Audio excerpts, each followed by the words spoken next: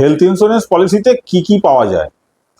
সেদিন একজন ক্লায়েন্ট আমাকে জিজ্ঞেস করলেন যে পলিসি করব কি পাবো, সবকিছু কি পাবো? তো হেলথ ইন্স্যুরেন্স পলিসিতে কি কি পাওয়া যায় বোঝার আগে আগে বুঝতে হবে হসপিটালের স্ট্রাকচারটা কেমন। মানে বেসিক্যালি হেলথ ইন্স্যুরেন্স পলিসি তো হসপিটাল বিলকেই কভার করে।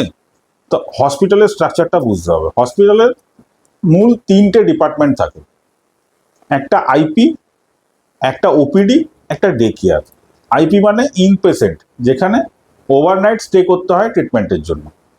একটা হচ্ছে ডে কেয়ার, সেখানে ওভারনাইট স্টে করতে হয় না।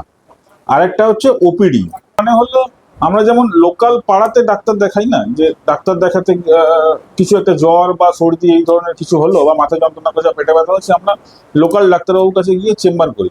সেরকম হাসপাতালগুলোরও এরকম ছোট ছোট ছোট ছোট চেম্বার করা থাকে অনেকগুলো, সেখানে ডাক্তারবাবুরা বসেন এবং সেখানে ডাক্তারবাবুর সঙ্গে কনসাল্ট করা যায়। সেই ডিপার্টমেন্টটাকে বলা হয় ওপিডি আর কি। এই তিনটে জিনিসই হেলথ ইন্স্যুরেন্স পলিসি কভার করে। Thank you.